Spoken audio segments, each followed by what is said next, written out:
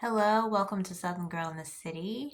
And today's episode is going along with my blog post. I love emotional intelligence. How about you? I really was not familiar with the term emotional intelligence until I was an adult.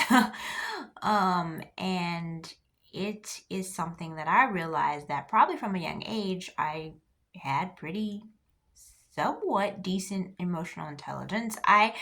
I think I definitely might have been a little bit more aware of my emotions than I think people around me were. So to increase your emotional intelligence, one of the things is reading, which interestingly enough, a lot of people don't like. But reading is very fundamental to increasing your emotional intelligence. At this point, I probably read 60 to 100 personal development books. And I mean, I just read two over the last month and a half. So I read Can't Hurt Me by David Goggins, which is more autobiographical than personal development. But it's a little bit of a combo. So he has some chapters that are about his life, but he also has chapters about what you can do to strengthen your endurance in life, not just physically. But then I also read this book called Overcoming Complex PTSD, um, From Surviving to Thriving. And that book was revelatory. Um, I think that I believe a lot. I'm more than likely, I think a lot of people have complex PTSD. Basically, it's your childhood molding you into the emotional space that you are as an adult. And that doesn't mean that you can't overcome it. You can, but you have to be aware of a problem before you can work on it. And in that book, there was resources that you could research, and I started watching videos by John Bradshaw, and those videos are amazing. They're on YouTube. It's called the Family Series, and there's about 10 videos. I've watched 4 out of the 10, and it's just like chef's kiss, because I think that people, I would say most people, are in survival mode when they are going throughout life. Or they're in a denial, which is like, oh, I'm going to be positive, so I'm not going to focus on the past, which makes sense. But also, if you haven't fully dealt with your past, it's going to be hard for you to move forward without having some type of unhealthy behaviors moving forward. And one of the things he says that when you have children, you really need to be healed, or you need to be working on yourself a lot. And I think a lot of people just want to have kids because they want to have kids. But like when you have a child, you need to have worked on your own healing. And healing is not easy. It's not fun all the time. It involves a lot of crying and frustration and everything.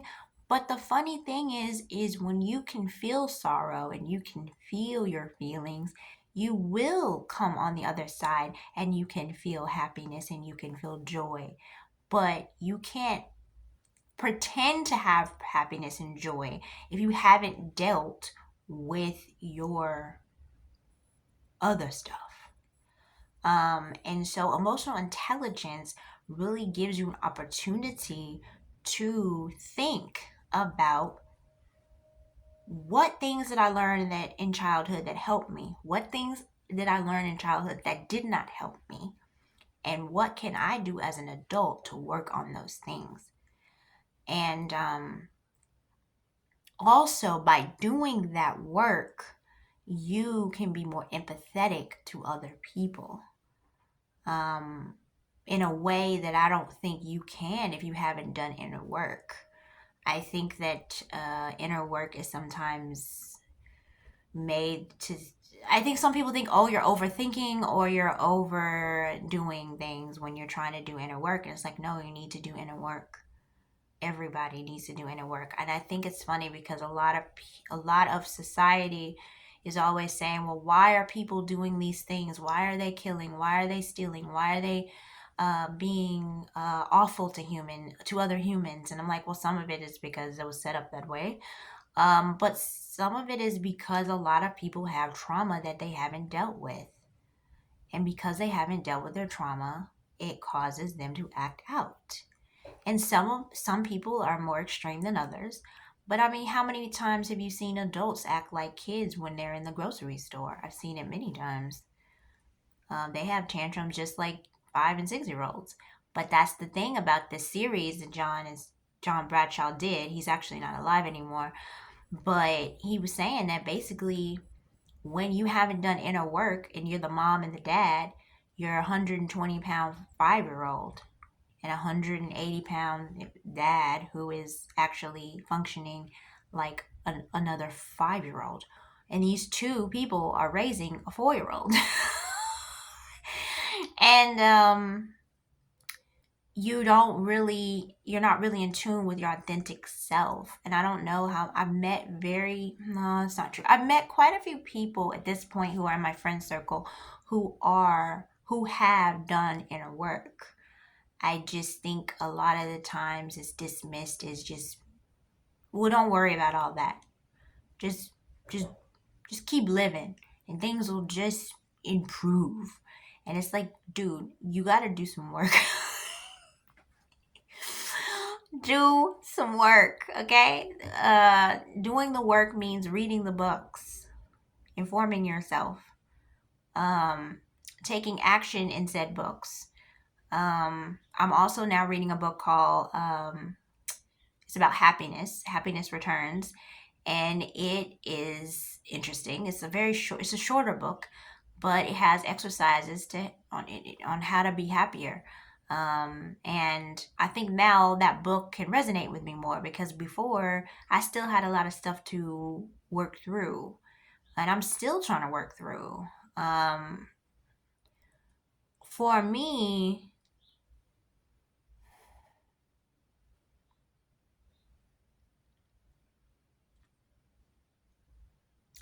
I'm learning that being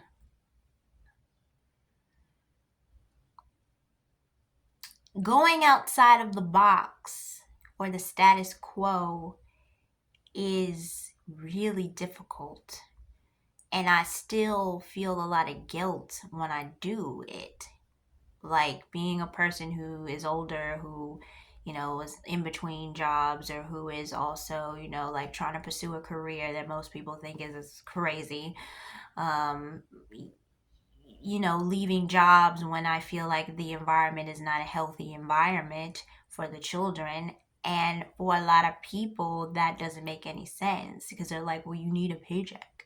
And I'm like, I'm aware, but I can get a paycheck doing something else. Um, and I do go back and forth with guilt because it's like, well, does that mean I haven't grown because I left or I've left these jobs? But I think what it is maybe me leaving these jobs is a sign of me growing because it has shown me that I'm not just going to put up with any and everything. And I think that the more you are in tune with yourself, the more you know when something is not in alignment with you. And I'm just learning education. A lot of the jobs I worked just were not in alignment. And it doesn't mean the education isn't in alignment with me, but the environments that I was in were not healthy environments. Um, and that's not easy to process because I think, according to society standard, if you're leaving jobs, then people are just like, well, you're a quitter. You're just a quitter. And it's like, no, I'm just not putting up with every and anything either. And I have boundaries, and I think that I'm learning how to set my boundaries, because for so long I've been a people pleaser. But being a people pleaser is not authentic, and it is very dishonest in a sense. I'm still trying to figure out what my wants and my needs are. Um, but I definitely can tell when something is not okay. Um, and I feel like in the last couple of times, I did feel like I handled those situations more maturely than I have in the past. Because before, I think I would blow up because I was I was in a I was in a setting where I was suppressing my feelings many times, and then when I finally did say something, it was way, way, way, way, way too late. But in the last two situations, I actually think I handled it pretty maturely. Um, yeah, I set boundaries, and I was like, I don't think a lot of that is not easy to do. It really isn't. Because people look at you like you have the plague when you do set a boundary, because you always look like the one that's insane. But it's like, no, I don't want to tolerate that. I don't want to work in an environment where I feel like people are being mistreated. Even if I'm not being mistreated, it's just not okay. And I think people just accept it as this is the way it is. This is just the way it's gonna be. And why does it have to be that way? It's that way because everybody is just going with the status quo. And I think that the more in alignment you are with who you are, and the more you find yourself, you realize that you are different. We all are. But a lot of the times we feel like we just got to go with what everybody else is doing in order to fit in order to, make a living sometimes. The thing about it is, yes, we all have to make a living. That's not a question. But that doesn't mean you have to work in toxic work environments. The only reason that a toxic work environment exists is because people continue to work in the environment. And yeah, I mean, there's definitely leaders in there that could be doing better, but part of the reason that they're not trying to do better is because they have plenty of people who are still working for them. And it's like, why are you working for someone who doesn't have respect for you or your children that you were working with? I don't understand. I do understand because we all got to get a paycheck, but I also am like, there are other jobs. This is New York City. You can find 5 million different jobs. You can take a pay cut and work at a private school. Like, I I know that, I don't know. Child, I'll be making it off a low income, okay? Let's just be real. So I think for me, anything is better than what I've been making. However, uh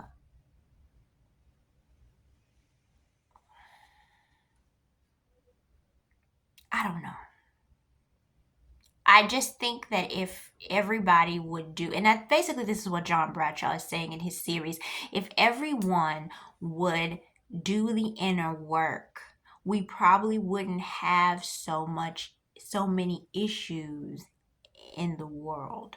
But because everyone is just going along to get along, we'll say everyone, it makes it hard for us to exist with one another, because everyone has this backpack that has all these experiences and all these beliefs and all of these things that were indoctrinated into them when they were children and they never questioned anything. And then everybody says this is their belief system, but a lot of the times I think it's not. It's what you were told to believe. Doesn't mean that you actually believe it. I think that's one of the interesting things about Christianity, which I believe in because I have done the work myself to believe in that. But I think that a lot of people in the church who left the church or who are still in the church have not done that work. Which is why, out of all the religions, I know that people say Christianity is attacked all the time, but I think some of it is because Muslims be knowing their material. They know their stuff. I would say even the Jewish people know their material. But a lot of the time in the Christian community, we don't really know what we are saying we follow. A lot of people aren't reading the Bible, they read it at church. They don't go to Bible study. I mean, when I did go to Bible study at my church, what, it was only like 20 of us, and some of them weren't even members of the church. But most of the church didn't go to Bible study. So, like, a lot of the times, people are just saying they believe it because this is what they grew up with. And then what happens is life happens. Something happens. You lose someone. You have an accident. You have a setback. And the first thing you're like, well, I don't believe in that anymore. And it's like, but you probably never did. You just believed it because you were told to believe it instead of doing the work yourself to figure out, do I believe this? Why do I believe this? Have I actually read the Bible? Because I'm shocked at how many Christians I know who haven't. So I can understand why a lot of people don't take Christianity seriously, because most Christians, I would say not most, but I'd say a good chunk, don't really take it seriously themselves. So, and then their actions and their behaviors show that they're not really following the way Jesus was, what he was doing. So I think that I can understand why a lot of people leave the church, because the behavior of the congregation is not always in alignment with Jesus and how he operated. But I would say with Muslim people, they are very disciplined. They're very disciplined about their belief in their faith. And I think in Christianity, it's like, And even if you're in the church all day, every day, don't mean nothing. Because if you have not opened that book on a regular daily basis and spent time with the Lord on a regular daily basis, then it's for naught. Well, you're serving and you are helping people, and that's a good thing. But once again, no work was done. Nobody wants to do the work. Everybody wants to earn the income. Everybody wants to have a nice car and a nice home and a nice everything, but nobody wants to do the work. You might even do the work as in, I'm working really hard, but are you doing the inner work? Because doing the inner work means that you're going to mess up and you're going to fail and you're going to make mistakes, and you cannot care what people think about that. You just got to keep going and assess yourself and self-reflect. But yes, I think emotional intelligence is definitely lacking. I think that more people need to read. I know it's not always fun. Shoot, listen to it. At this point, you can just listen to books. You don't even have to read them. I read them, but I think that you can listen to them. Listen to podcasts and about personal development and about figuring out who you are. And I mean, how many people get married and they have kids and they don't have a clue who they are? They don't have a clue. They don't have any self-awareness. And I'm not saying you should wait forever to get married. No, I just think that having a good sense of who you are before you get married is kind of essential. And that means you can start working on emotional intelligence when you're young. You don't have to wait until you're 25, 26. You can start working on your emotional intelligence as a child. I mean, and a lot of people apparently don't like social emotional learning in school. I don't understand that, but social emotional learning in school is necessary, especially because a lot of kids aren't getting it at home. I know I didn't. So I didn't learn that expressing my feelings was acceptable, that it's okay to cry, even at 35, that it's okay to show my emotions. I learned to be ashamed every time I had a feeling that was not okay. So emotional intelligence for children to learn is essential because it teaches them how to be better human beings to others. Because if you, and I know a lot of people think this may be selfish, but it's like, if you can figure out who you are, you become a better person to other people because you know your boundaries and you know what you like and what you don't. So then you can have empathy when somebody sets a boundary with you instead of getting offended because you understood that you had to set boundaries. And I think journaling is another thing that, like I said, I don't journal every day, but I journal when I feel like journaling. And it just, when I go back and I read my journal entries from the past, I've seen that I have grown. And then just self reflecting. If you failed at something, if something didn't go right, if something went well, reflect. What did I do this time that was different? What could I have done better? And this is even if things go well. What are things I can improve on? What are things that I did well? And by seeing your strengths, you will start to see more strengths in other people. Because I think at the end of the day, we view ourselves poorly, so then we view other people poorly. We're judging everybody around us because we're like, well, I don't feel good about myself, so I'll feel better if I judge everyone else. When in reality, none of us are perfect. And I think a lot of us are afraid to admit it. Everyone will say, well, I'm not perfect. Oh, no, of course I'm not perfect.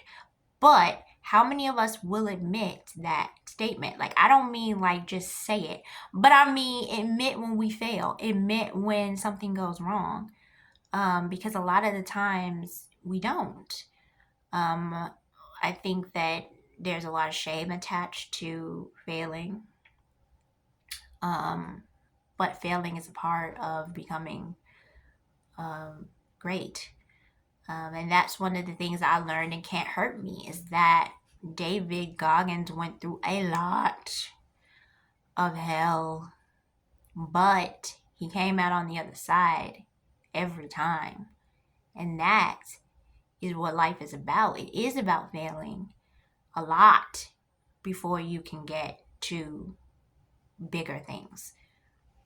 But I think a lot of the times we just get comfortable where we are. It'll be easier if I just do this. Yeah, it's not really what I want to do, but I'm going to do it because I got to do it because I need to make a paycheck and I don't know what else to do. And following what I want to do is just too daggone hard.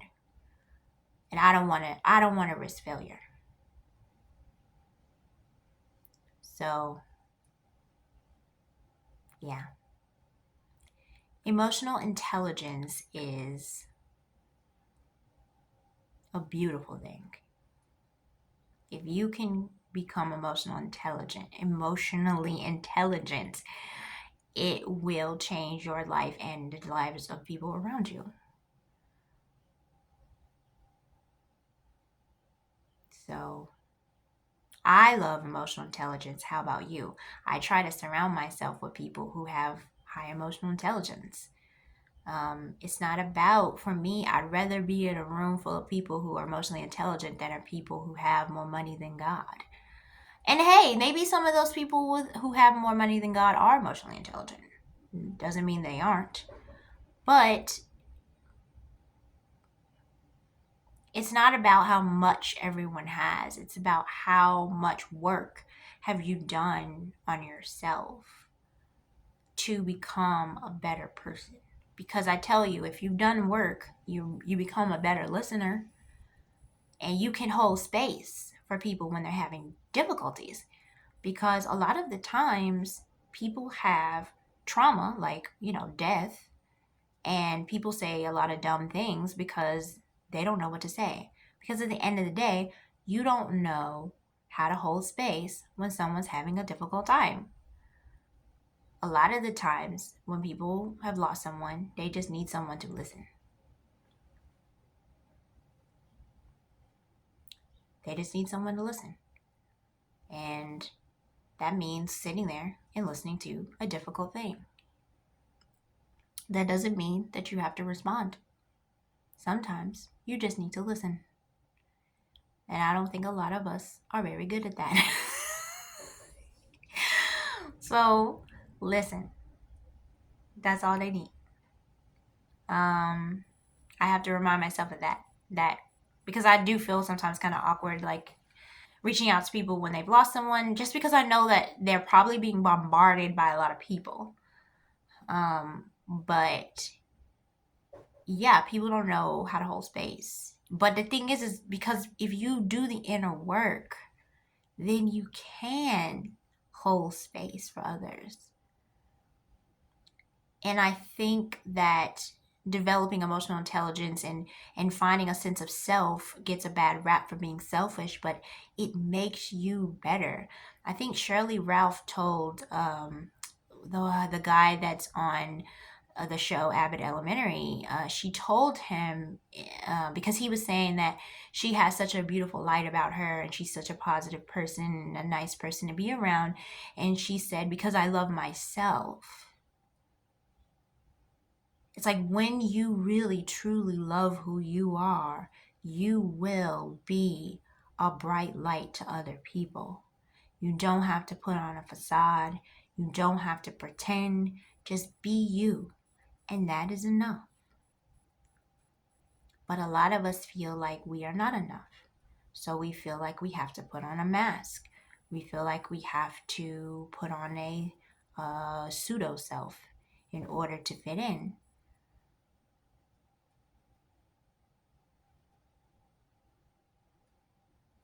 So, emotional intelligence.